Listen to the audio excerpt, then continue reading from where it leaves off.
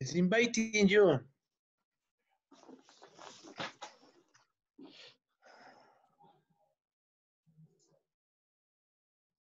Aló, buenas noches. Hola, Iben, ¿estamos listos? ¿Qué tal, profe? Listo. Ya está por ahí Santiago para que comparta la pantalla de la presentación. Ok, ¿cómo es que es esto? Ah, ya lo logré. Está el doctor Faber Peláez también invitado.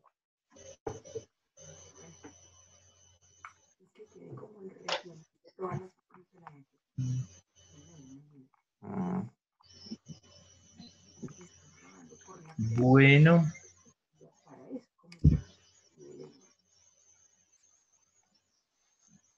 ¿Listo? ¿Ya están viendo la pantalla? Sí, señor. Bueno, buenas noches. Vamos a terminar una parte de lo que habíamos empezado el viernes en Kennedy de cirugía de epilepsia. Pues voy a saltar todo esto realmente, a no ser que quieran que repase algo, pero faltaba ver la parte de anatomía quirúrgica. Me parece que sería bueno esa parte de la zona epileptogénica, donde está lo del cerebro, para repasar a todas las zonas, esa. Pero mejor con el dibujito, espere que está aquí más atrás. Con este. Sí. Bueno, entonces, explicaba el viernes que el propósito general del protocolo de cirugía de epilepsia es encontrar y pues tratar la zona epileptogénica. La zona epileptogénica es un constructo teórico, no hay ningún estudio que nos arroje explícitamente la zona epileptogénica, entonces tenemos que, inferirla a partir de la asociación de las diferentes zonas. Entonces, tenemos esta que está como en azul oscuro, es la zona sintomatogénica, que es lo que podemos describir con la semiología de las crisis. Entonces, depende si tiene auras cognitivas, auras sensitivas, motoras, y los diferentes patrones de las crisis, podemos inferir qué zona es la que inicia la propagación de la crisis y da las características semiológicas a la crisis. Eso lo sabemos clínicamente. Otra es la zona del déficit funcional, que es esta que está como más claro, que es la que produce, pues como su nombre lo dice, un déficit neurológico focal de manera interictal, no durante la crisis, porque pues eso podría ser parte de la misma crisis, sino que entre crisis el paciente tenga algún déficit, casi siempre cognitivo, y por eso en general se evalúa con neuropsicología, pero también podría ser una hemiparesia, una hemianopsia o cualquier otra cosa. Esto que está aquí como en un color naranja, es la zona de inicio ictal, que es lo que vemos con los estudios electroencefalográficos, ya sea de superficie o invasivos, es la evidencia fisiológica o electrofisiológica del inicio de la crisis. Entonces, no necesariamente lo primero que vemos en el electro es la zona sintomatogénica, muchas veces es una propagación rápida o incluso un foco en espejo por Kinken o algún otro fenómeno. Entonces, digamos que nos acerca de cierta manera a la zona epileptógena, pero no es estrictamente el mismo sitio. Lo otro es que evidenciemos una lesión estructural en las imágenes, lo llamamos ya lesión epileptógena. Con gran frecuencia coincide o está incluida dentro de la zona de inicio ictal, pero no necesariamente, como vimos en el caso de la paciente que está en Kennedy, la zona de inicio ictal es anterior a la lesión. Y como lo discutimos también la vez pasada, las lesiones mismas, sobre todo si son tumores o aras de gliosis, no son lo que genera las descargas en sí mismo, sino el tejido nervioso perilesional. Lo otro que es muy importante es identificar las áreas elocuentes adyacentes.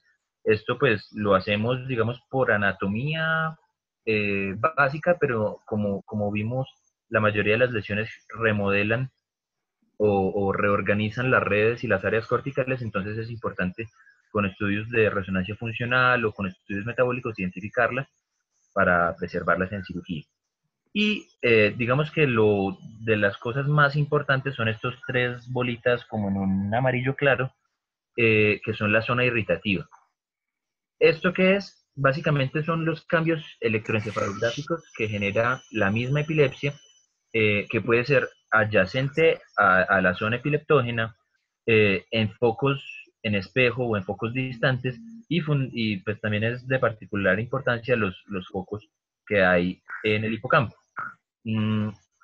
¿Esto qué es? Que los diferentes tipos de corteza cerebral o de tejido cerebral, principalmente en el hipocampo donde confluyen el neocórtex, el paleocórtex y la arquicorteza, pues ahí hay especial susceptibilidad para que haya lesión neuronal inducida por la misma epilepsia.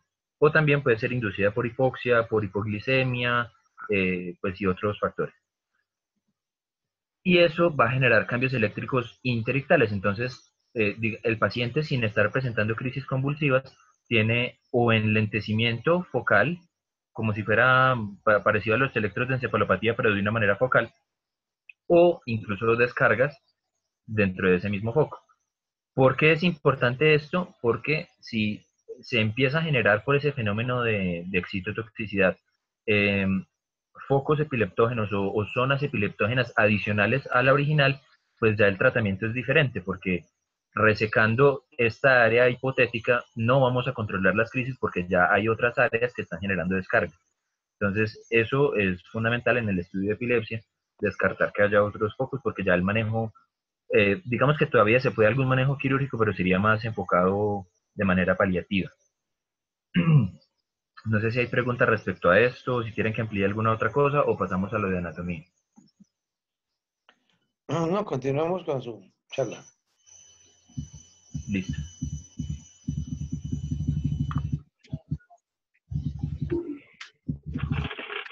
Bueno, entonces esta otra diapositiva es como para recalcar otra de las conclusiones de esta charla, y es que todo esto se integra de manera interdisciplinar, porque cada una de esas zonas, digamos que requieren unos estudios y una interpretación diferente que hace cada una de las especialidades. Entonces, por ejemplo, la zona del déficit funcional, pues es clave la participación de neuropsicología. La descripción semiológica de la zona sintomatogénica, pues es clave el neurólogo epileptólogo. La interpretación de todos los estudios funcionales, pues el neurofisiólogo. Funcionales no, sino electrofisiológicos, pues. La zona de inicio ictal puede, digamos, delimitarse con la electroencefalografía invasiva, o también con el espectro ictal, como lo vimos la vez pasada. Ya la lesión epileptógena por radiología, con resonancia principalmente. Digamos ya en lugares donde se hace investigación en epilepsia, definir las oscilaciones de alta frecuencia por magnetoencefalografía, y los cambios de hipofuncionamiento por estudios metabólicos, ya sea PET o SPECT, que en general se interpretan por medicina nuclear. Y, y ahora sí pasamos a lo de anatomía. ¿Alguna pregunta hasta ahí? ¿No? Bueno. Está bien. Entonces, el lóbulo temporal es muy importante, es el segundo lóbulo más grande después del lóbulo frontal, y pues incluye varias de las áreas llamadas elocuentes, y digamos también dentro de las áreas, entre comillas, no elocuentes, pues hay también funciones muy importantes. Acá vemos en la primera imagen, arriba a la izquierda, una vista lateral del lóbulo temporal, en el cual vemos pues dos surcos en la cara lateral, que son el surco temporal superior y el surco temporal inferior, que lo dividen en 3 circunvoluciones en su cara lateral. Mientras en su cara inferior vemos el surco occipito temporal y el surco colateral, que divide nuevamente el mismo giro temporal inferior, o sea T3, que digamos se comparte con la que vimos en la cara lateral, y otras dos giros que vamos a llamar T4 y T5, que son especialmente T5 está compuesto por varias estructuras que vamos a ir desglosando más adelante, y T4 pues se compone por la punta del surco, perdón, del giro fusiforme, y de la corteza parahipocampal. Está separada del lóbulo occipital, tanto en su cara lateral como en su cara inferior, por unas líneas imaginarias que están definidas por la cara medial, donde termina el surco parieto-occipital, que es un surco verdadero, donde se une pues con la cara lateral. De ahí se hace una línea imaginaria hacia abajo, y esa es la separación con el lóbulo occipital. En su cara medial vamos a ver cómo digamos, el hipocampo se divide en tres segmentos, anterior, medio y posterior, acá separados por estas rayitas de colores. Vemos que donde termina el giro lingual o la língula que hace parte del occipital, ya digamos que se cruza o el inicio del hipocampo es incluso anterior a la terminación del giro lingual. Eso es importante para el procedimiento quirúrgico porque la resección no puede comprometer ya esta parte del giro lingual. Y como vamos a ver, también tiene relaciones vasculares importantes. Esa porción o de la corteza hipocampal y parahipocampal termina en un proceso como enroscadito así con forma de uña, que es el uncus del hipocampo, y el uncus a su vez está dividido, ahorita vamos a verlo más adelante, por un surco uncal acá, en una porción anterior y en una porción posterior, y eso tiene también relación con las estructuras profundas. Acá hay un acercamiento también de esa cara lateral, de esa cara medial, perdón, en donde está resaltada con estas estrellas la corteza entorrinal, que digamos está medial a la corteza del uncus del hipocampo. Entonces, este es otro punto fundamental después para la cirugía, para incluirlo dentro de la resección.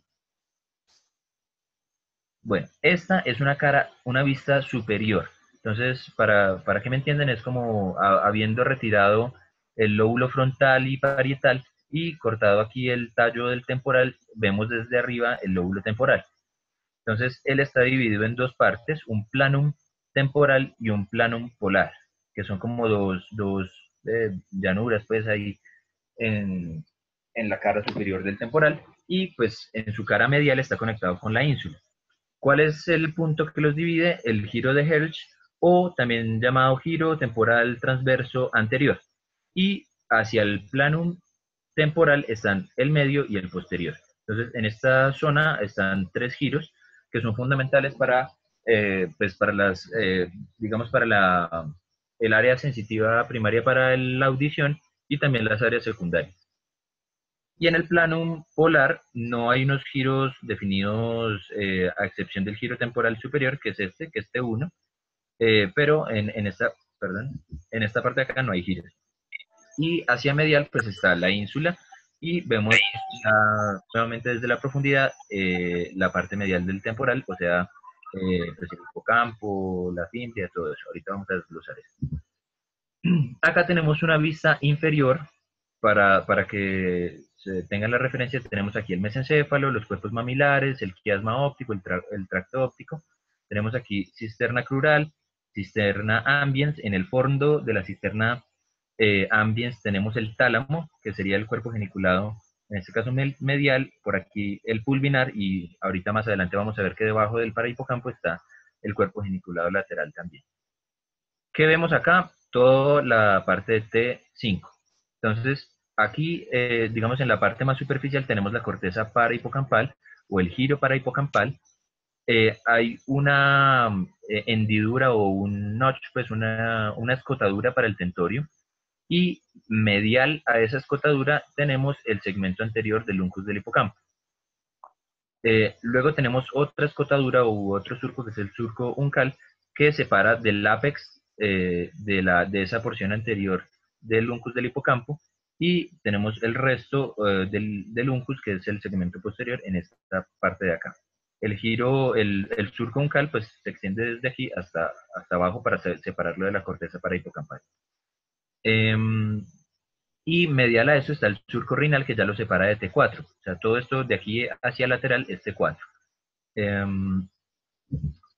Continuando la disección, si retiramos esta corteza parahipocampal, vamos a ver en la profundidad el resto del uncus, y debajo de eso, como vamos a ver ahorita más adelante, aquí está la amígdala, pero en un plano un poco más profundo. Hay otro surco que se llama, un surco no, sino una prominencia, que es la banda de Jack, que separa el uncus del hipocampo del giro intralímbico, que es un giro pequeño que está posterior a la amígdala, pero inferior al hipocampo, que está localizado en esta parte medial. Y aquí más abajo vamos a ver, está disecado cada uno de los segmentos del giro dentado. Medial al giro dentado vamos a ver la fimbria, y entre las dos está la fisura coroidea, que vamos a ver que eso también tiene relaciones vasculares muy importantes. Acá, como les había dicho antes, podemos ya exponer el cuerpo geniculado lateral del tálamo, y el pulvinar y el cuerpo geniculado medial. Entonces, si recuerdan, aquí habíamos visto el quiasma, el tracto óptico, todo esto pasa por aquí por debajo hasta el cuerpo geniculado lateral. Aquí seguimos viendo T5, que adelante es la corteza entorrinal, T4, perdón, que adelante es la corteza entorrinal y abajo es el giro fusiforme lateral a toda esta formación de T5. Si seguimos la disección más profundo, si disecamos esta parte del uncus del hipocampo, que es el segmento posterior, exponemos ya la amígdala, y aquí en esta parte ya retiramos el giro dentado, entonces exponemos ya la fimbria en su totalidad. Haciendo esto, ya abrimos el cuerno temporal del ventrículo lateral. Entonces vemos el plejo coroideo, que está en la parte medial e inferior de ese cuerno temporal, adherida pues a esta formación del hipocampo, lo cual lo comunica con esa fisura coroidea. Entonces eso también es fundamental, porque es un punto, digamos, no de unión, pero sí de cercanía del ventrículo como tal con el espacio subaracnoideo. Eso es importante para la interpretación de las imágenes y también como reparo anatómico para saber hasta dónde llegar en la resección. Bueno, ahí nomás. Este es un diagrama para que entiendan la relación, digamos, anatómica del hipocampo con las estructuras aledañas. Entonces, aquí en el centro, en esta rayita, tenemos el giro dentado, y la formación hipocampal está aquí alrededor. Ahorita vamos a ver cómo se divide ella. Y alrededor de ello está toda la corteza parahipocampal, que es esta.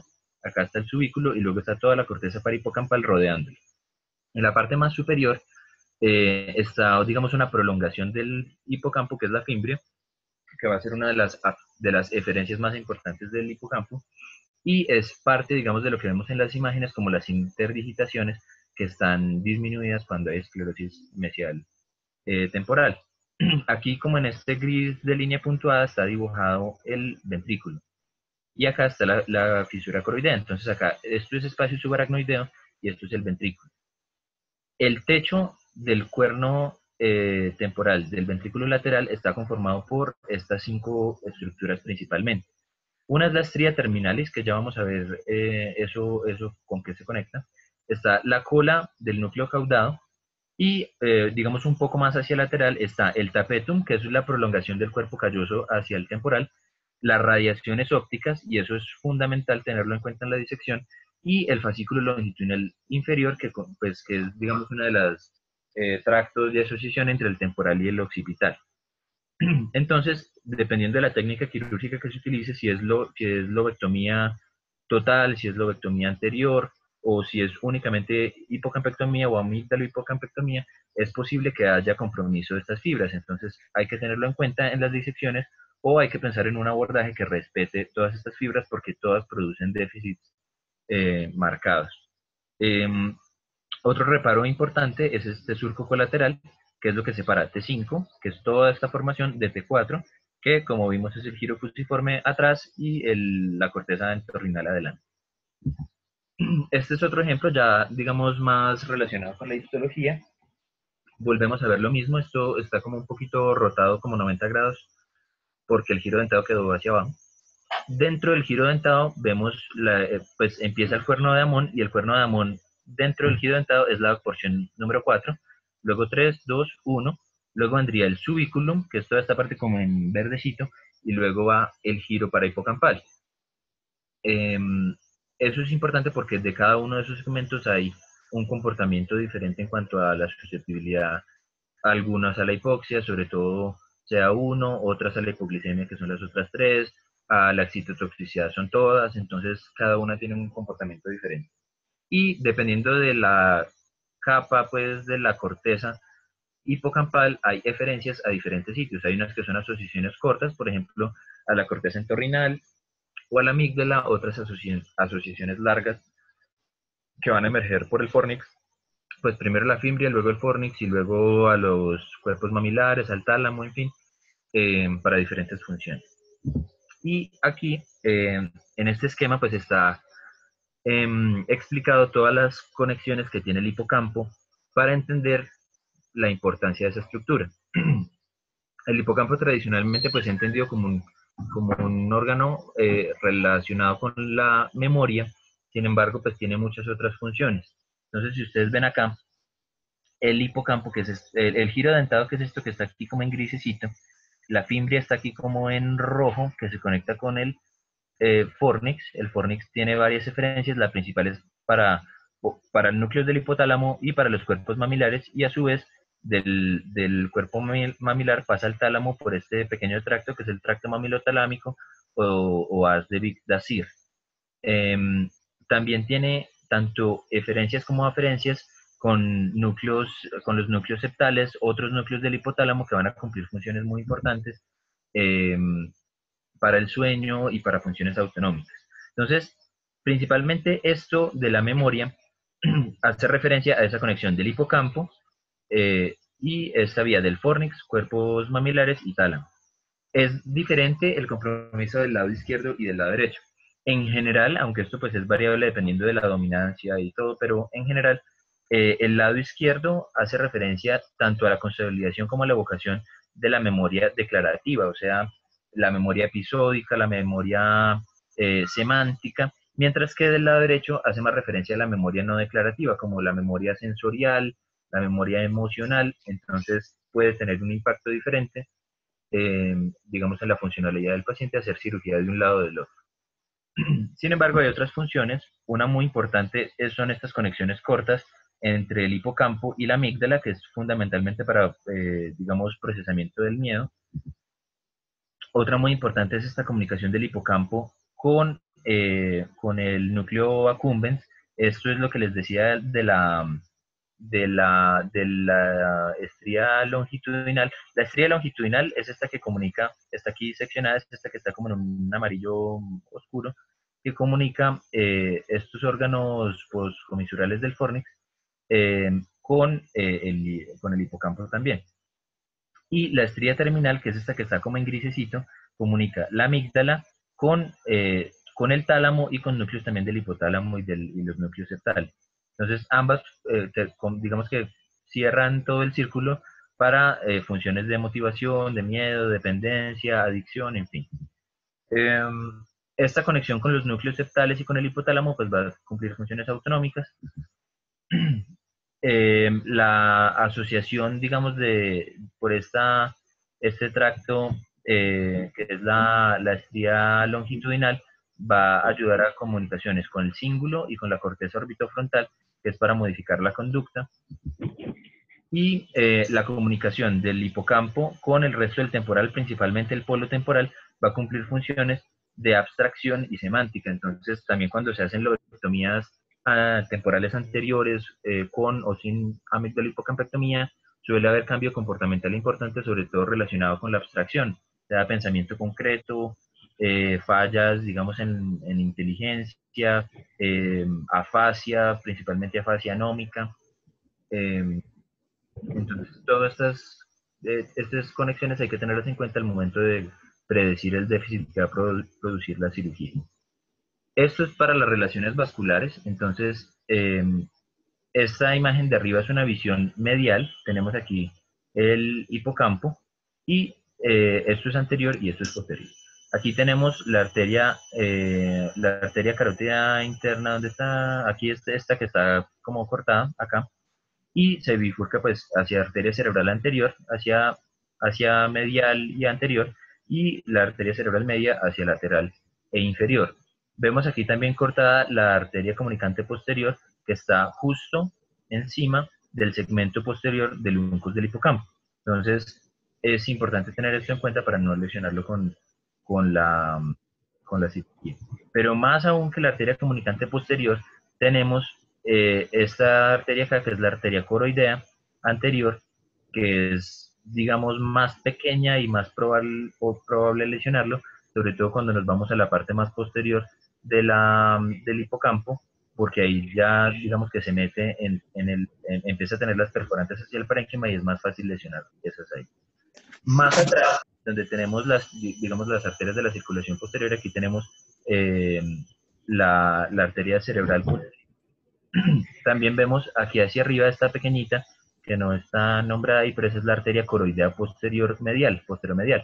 Esa es otra que también es fundamental porque es la irrigación de toda la cara lateral del tálamo, parte de la cápsula interna, entonces puede producir también un déficit muy marcado. Y acá tenemos una vista inferior, en la cual tenemos el mesencéfalo, tenemos aquí la arteria basilar cortada, y el primer segmento de la arteria cerebral posterior. La primera bifurcación o la bifurcación proximal nos va a dar una rama, digamos, una rama temporal inferior y otra rama temporal anterior, perdón, y otra rama temporal posterior, y luego ya va a volver a tener otra bifurcación. Pero de esta primera bifurcación surge una rama temporal inferior anterior que va a dar irrigación prácticamente a todo el uncus del hipocampo y a T4, y otra rama que es esta, que es pues la posterior, y es la irrigación de toda la parte posterior del temporal. Entonces también son arterias a tener cuidado. Digamos que la arteria temporal no hay problema con sacrificarla porque hace parte del territorio que vamos a resecar, pero la posterior sí hay que preservarla siempre porque hace parte digamos, es la irrigación de la parte posterior del temporal que no vamos a resecar y hay que preservar. Eso sería todo. Muchas gracias. Ese es el Valle de Cocora. Sí, yo voy hasta las 140. ¿Quién está hablando? Hay otro colado en la charla. Bueno, ¿tienen preguntas? Esa era la parte de anatomía. Usted tiene lo de cirugía también, ¿no? ¿Técnicas quirúrgicas o lo dejamos para otro día, como usted? Pues la cirugía, profe, digamos, era relativamente corta lo que habíamos hablado aquí la vez pasada de esto. Tengo otra presentación de únicamente amigdalohipocampectomía, pero pues esa sí es más larga. Lo hacemos el viernes. Me parece que pues hay como un auditorio que no participó en la reunión del viernes pasado y de pronto sería chévere volver a repasarlo. Pues a mí no me molesta, no sé los otros que están aquí en el chat. Me parece que si usted ¿Usted dirá, profe?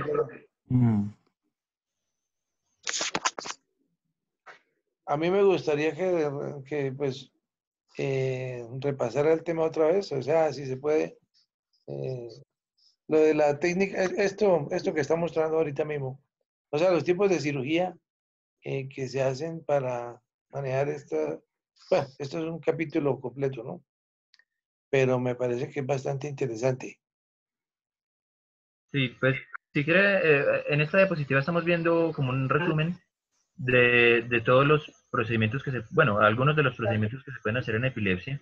Habíamos comentado en la charla anterior que la cirugía, digamos, ideal es la lesionectomía, y es la lesión en la cual podemos con el estudio localizar una zona epileptógena que coincide con una lesión estructural y además coincide con una zona de déficit funcional. Entonces, el principio es que vamos a sacar únicamente lesión, ya sea un tumor, una displasia, una gliosis, etcétera, y presumimos que como ya tiene disminución de la función, pues no vamos a producir un déficit adicional. Esa es la cirugía, digamos, ideal. En general siempre se hace pues, guiada bajo navegación o estereotaxia o alguna otra técnica para minimizar la resección de tejido sano y maximizar la resección del tejido patológico.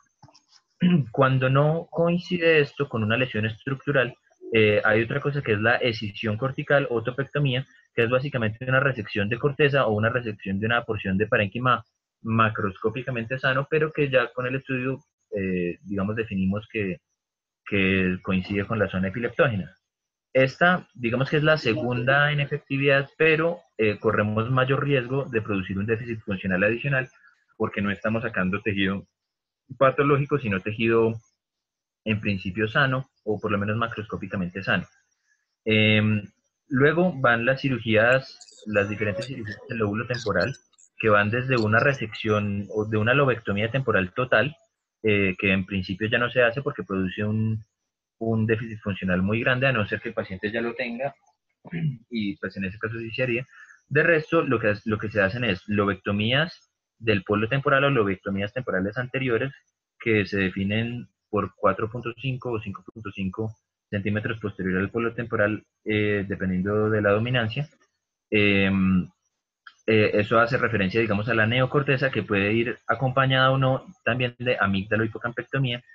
Y pues para eso también hay varias técnicas, que puede ser transilviano, pero transilviano produce pues un déficit muy grande porque hay que seccionar parte o todo el tallo temporal.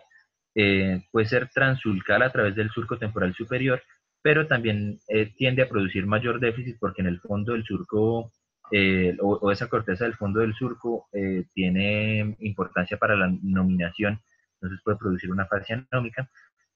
Una de las que más se utiliza es transcortical, que es a través del surco a través del surco no, sino a través de la inclusión de T2, que parece ser que es menos elocuente que el surco. O puede ser infratemporal.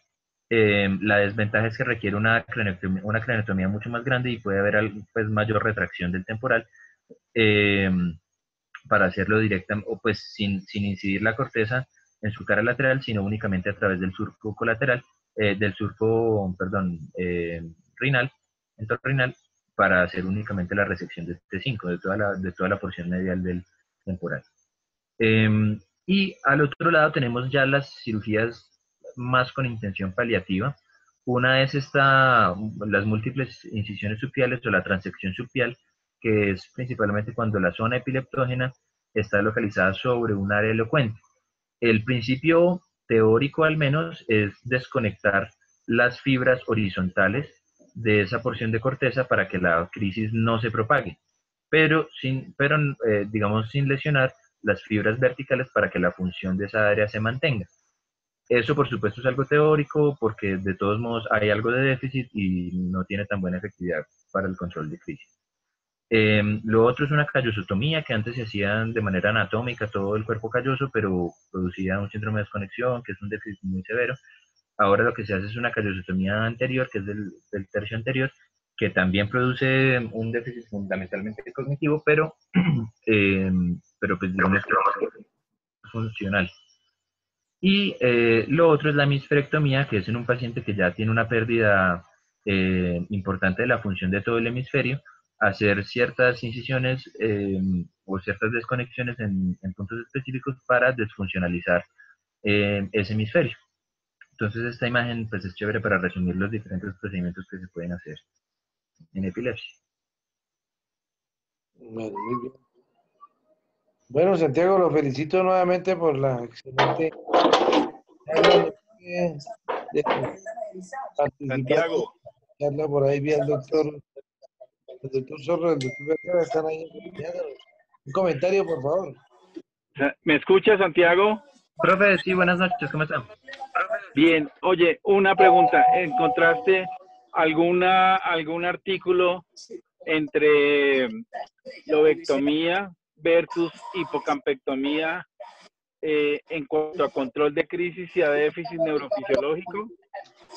Sí, profe, pues todo el protocolo fundamenta si la esclerosis mesial temporal es primaria o es secundaria. Cuando es primaria, sobre todo en niños con crisis febriles o con secuelas de una hipoxia perinatal, usualmente la amígdalo-hipocampectomía sola es suficiente porque teóricamente el neocórtex está respetado. Pero cuando es secundario, por ejemplo, un foco epileptógeno en otro lado, una zona epileptógena en otro lado, y los cambios son secundarios por excitotoxicidad, si el neocórtex tiene también cambios excitotóxicos que favorecen la perpetuación de las crisis. Entonces, en ese caso sí se recomienda más hacer tanto amígdalo-hipocampectomía como lobectomía temporal anterior. Pero pues todo depende del estudio previo. Si se demuestra de pronto con electrodos que el neocórtex no está descargando, pues puede ser suficiente la amígdalo-hipocampectomía. Pero, es decir, pero en control de crisis un artículo específico que haya sido comparativo? ¿Revisaste alguno? No, profe, pues los artículos que tengo todos son, digamos, de revisión, porque la charla pues está enfocada como a las generalidades del protocolo. Sí. Habría que revisar pues ya puntualmente eso. Ok. No, está muy bien la charla, yo la estaba escuchando, pero estaba manejando, pero no, muy bien. Gracias, profe.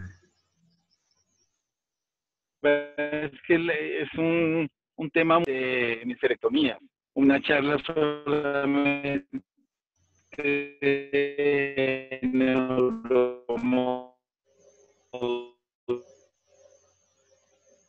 No, se distorsionó el sonido. Parece que no tiene buena conexión a internet. Fue la señal. Sí. ¿El doctor Vergara también tiene algún comentario? ¿Me escuchas? Sí, Sí, profe, le oímos. No, muy bien, Santiago. La verdad que una muy buena revisión, muy sucinta, pero muy precisa. Ahora, te invito a una próxima cirugía que nos ayudes a sacar el hipocampo y lo veamos en vivo y en directo. ¿Oíste? Claro, profe, muy bien. Te felicito. Buena revisión. Y la verdad que muy poco tiempo para tanto tema, ¿no? Ese tema da para muchas más charlas. ¿Oíste? Sí, señor, muchas gracias. Bueno, muchas gracias a todos entonces los participantes y estaremos informándolos de las charlas pendientes. Muchas gracias y hasta luego. Bueno, chao, gracias. Hasta luego, gracias.